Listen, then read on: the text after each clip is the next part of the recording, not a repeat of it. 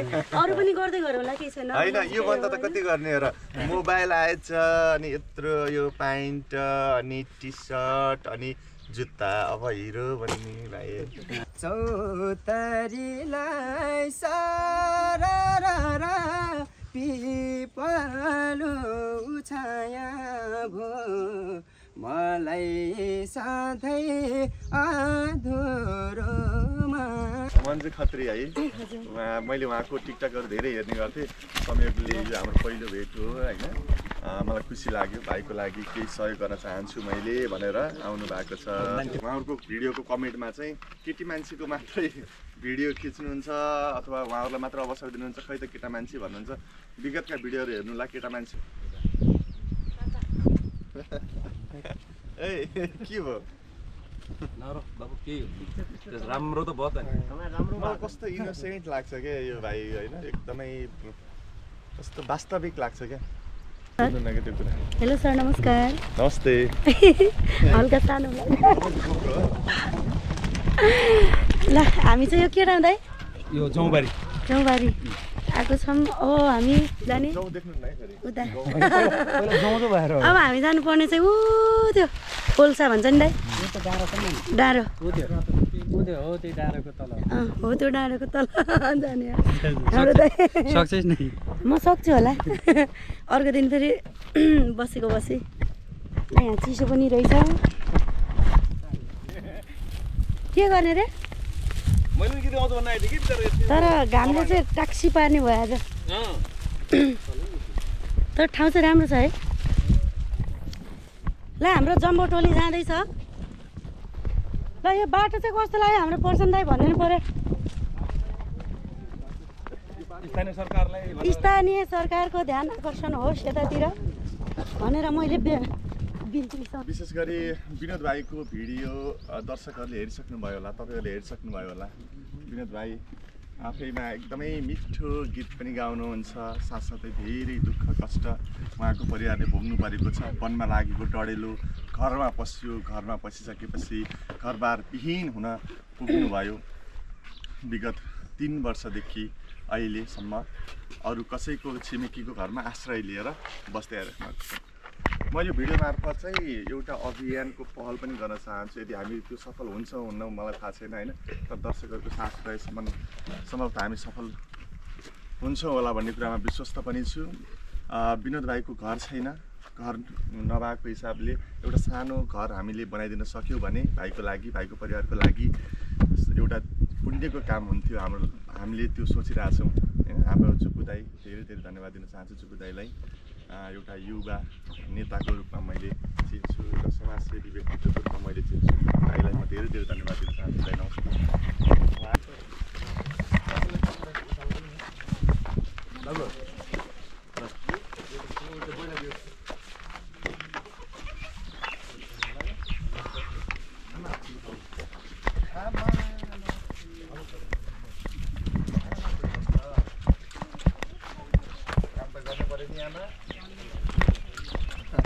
टाढा टाढा जान मिलिरहेछ रुख चढ्न मिलिरहेछ खुट्टा भाँच्ची पछि है भाइको भिडियो हेर्नुभयो छोराको भिडियो हेर्नुभयो कस्तो लाग्यो हो अब छोरालाई पनि केही अवसर मिल्छ कि भन्ने भयो होला है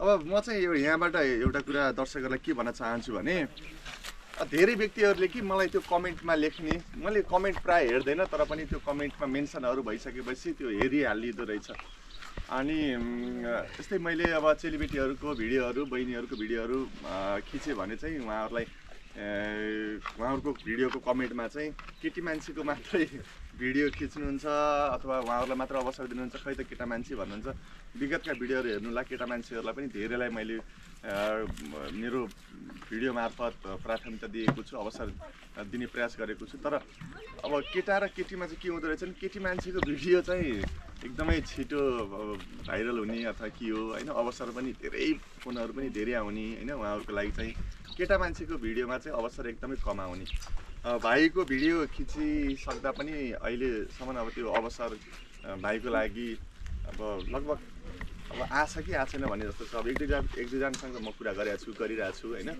उहाँहरू पोजिटिभ त हुनुहुन्छ भए पनि अब यस्तो छ कि कतिपय कुराहरू आफैले पहल गरिसकेपछि पहल गरिरहने क्रममा चाहिँ अब नाइ नभन्न सक्नेहरू हुनुहुन्छ, उहाँहरूले चाहिँ हुन्छ भन्नुभएको छ, हुन्छ भन्ने जस्तो कुराहरू गर्नुभएको छ। तर पनि अब जसरी एउटा केटी मान्छेको भिडियो उहाँहरूको प्रतिभालाई देखाइरहँदा आउँछ नि त्यो अवसर, एउटा हाडालु छुने होइन, जति पनि म गर्छु पहिला मेरो भिडियो पहिला गरिदिनुहोस् भन्ने अथवा मेरो गीत पहिला रेकर्ड गरिदिनुहोस् भन्ने जुन हुन्थ्यो केटा मान्छेकोमा चाहिँ अलिक कम हुँदो रहेछ।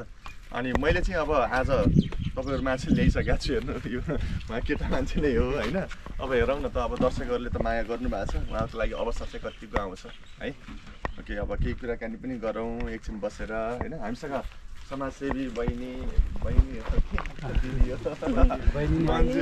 मन्जु खत्री है, मैले उहाँको टिकटकहरू धेरै हेर्ने गर्थेँ। संयोगले यो हाम्रो पहिलो भेट हो होइन, मलाई खुसी लाग्यो, भाइको लागि केही सहयोग गर्न चाहन्छु मैले भनेर आउनु भएको छ। तर यताबाट के छ म त अलिकति राम्रो।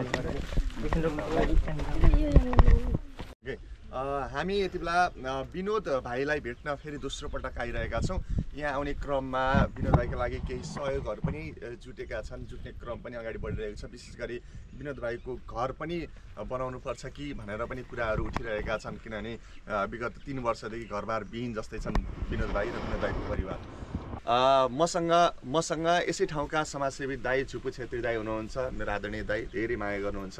भाइलाई चिनाउनका लागि मलाई यहाँसम्म ल्याउनमा धेरै ठुलो मद्दत गर्नुभएको छ। त्यसै गरी आदरणीय बहिनी होइन, टिकटकबाट धेरैले रुचाउनु भयो कि अझ टिकटक स्टार मात्र नभनेर म चाहिँ एउटा समाजसेवी व्यक्तित्वको रूपमा पनि लिन्छु, धेरै ठाउँमा गएर सहयोगका हातहरू अगाडि बढाइराख्नु भएको छ। मन्जु खत्री पनि हुनुहुन्छ, सबैजनालाई म नमस्ते गर्न चाहन्छु। हामी उहीँबाट सँगै आउन चाहिँ भए पनि यहाँ फेरि मन्जुजीले पनि केही सहयोग ल्याएर आउनु भएको छ। त्यसै गरी हाम्रो सुपु दाईले पनि बाहिरबाट आएको केही सहयोग छ भाइ, त्यो पनि आज दिन्छु म भनेर भन्नुभएको छ। के कति छ दाई सहयोग? अमेरिका बस्ने रामबहादुर ओली आरबी ओली दाईले म चाहिँ उता जानला छु, म बजराज भाइबाट आउनुपर्छ भनेर भिडियो कल गरिरहेको थियौँ। त्यसपछि ल बजराज भाइको हातबाट 20,000 रुपियाँ मेरो 20,000 रुपियाँ दिनु भनेर उहाँबाट आरबी ओलीले पठाउनु भएको छ। रामबहादुर अमेरिका हुनुहुन्छ, अमेरिका बबई 5 उहाँ बस्ने भाइले यो पैसा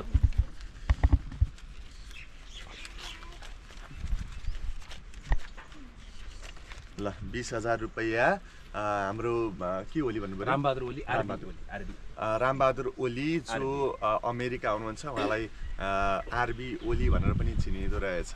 म उहाँ दाईलाई म धेरै धेरै धन्यवाद दिन चाहन्छु। यो 20,000 भाइको लागि पठाउनु भएको छ। भाइ लाउनु कस्तो लागेको छ?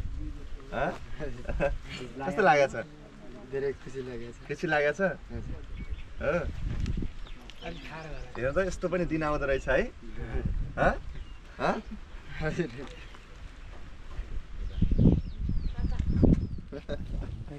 ए के भयो? नरो बाबु के राम्रो त भयो त नि। मलाई कस्तो इनोसेन्ट लाग्छ क्या यो भाइ होइन, एकदमै कस्तो वास्तविक लाग्छ क्या, देखावटी भन्ने नै छैन क्या भाइमा, एकदमै खै त हेर छोरो मान्छे हो रहेछ रुन्डन्ने। घर बन्छ क्या, अब घर बन्छ, घर बनाउनु मन छ हो, घर बनाउनु मन छ। सधैँ अर्काको घरमा कति बस्ने है, घर बनाउनु मन छ। अनि यो अब अर्कोचोटि त कपाल काट्नु पर्छ होला भाइ है। ल खै यता हेर ल, धन्यवाद भन हाम्रो दाइलाई, रामबहादुर दाइलाई, अलि जोडले भन। धन्यवाद फेरि भन त ल। धन्यवाद मलाई सहयोग गरेकोमा भन्न चाहन्छु। भिडियो कति धेरैले मन पराउनु भएको छ नि, कति धेरै चलेको छ नि एकदमै। दिदीले मोबाइल ल्याइदिनुपर्छ, कपडा सबै ल्याइदिनुपर्छ तँलाई। यता मन्जुजीले के ल्याउनु भएको छ? मन्जुजी ल सर्वप्रथम त एकदमै धेरै धेरै धन्यवाद छ हाम्रो भोजराज सरलाई, जो यस्तो ठाउँमा आएर पनि यो भाइको सहयोग गरिदिनु भयो। म मात्र यहाँ, तपाईँ पनि आउनु भएको छ यो ठाउँमा। गाह्रो भयो यहाँसम्म हिँड्दै आउँदा? एकदमै गाह्रो। बाबु चाहिँ रोको देखेर कस्तो इमोसनल भयो। ल यहाँ अलिकति बसौँ त ल हामी, किनभने मेरो पनि मम्मी हुनुहुन्न। बस्नु त, नरुन बस्नु। खै के छ यहाँ हेरौँ ल। आज यहाँ धेरै चिजहरू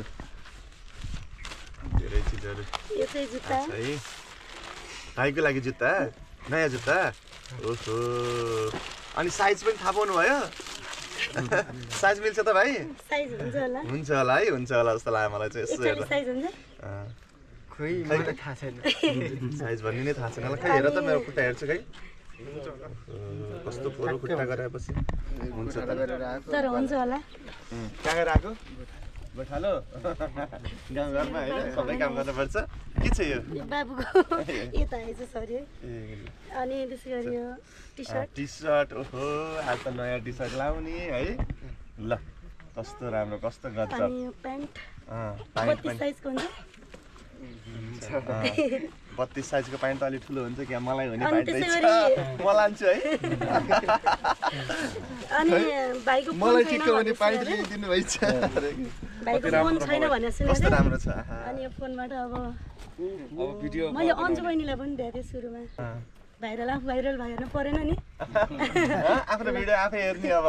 ल आहा ल ल रेडमी खुसी नोट लाग्यो 14 एकदमै प्रगति गर्नु राम्रो खाले मोबाइल ल्याइदिनु होइन शिखरमा चुम्नु अरू के भनौँ र होइन यस्तो ठाउँमा रहेर पनि एकदमै प्रतिभावान व्यक्तिलाई चिन्न नसकेको हामी पनि पढ्छौँ होइन जस्तो हामी चिनेर चिनिरहेको होइन तपाईँले देख्नु भएन नि त मिडियाले देखायो होइन हामी मार्फत तपाईँले हेर्न पाउनुभयो र आज साँच्चैकै यो भाइलाई चाहिँ केही सहयोग गर्नुपर्छ भन्ने तपाईँको मनमा लाग्यो र आज यो सहयोग पठाउनु भएको छ। एकदमै धेरै धेरै धन्यवाद हृदयदेखि म चाहिँ एकदमै इमोसनली भएको कुरा चाहिँ बाबुको घर जल्यो भन्दाखेरि त्यही भएर नै म यहाँसम्म आएको होइन। अनि अर्को कुरा फेरि मेरो पनि मम्मी हुनुहुन्न अनि दुःख पाएको देख्दा जस्तो फिलिङ भेरी स्याड होइन त्यही भएर आँसु नै आयो। अझै छ अरू त अरू पनि गर्दै गरौँ होला केही छैन होइन यो भन्दा त कति गर्ने र मोबाइल आएछ अनि यत्रो यो प्यान्ट अनि टी सर्ट अनि जुत्ता अब हिरो भन्ने भाइ यही लगाएर जाने मन्जु दिदीको पसलमा यही लगाएर काठमाडौँ जाने हो? काठमाडौँ जाने मन छ? काठमाडौँ गएको छैन कहिले? अहिलेसम्म गएको छैनौ हो? अब जानुपर्छ। अनि बसमा चढ्दा फेरि उल्टी आउँछ कि आउँदैन? आउँदैन थाहै छैन होला ठुलो बसमा ठुलो यात्रा गरेकै छैन होला होइन। घोराइ गएको हराए भाइ भन्ने त्यो घोराइ बजारमै हरायो। ल घोराइ बजारमा हराउने मान्छे ल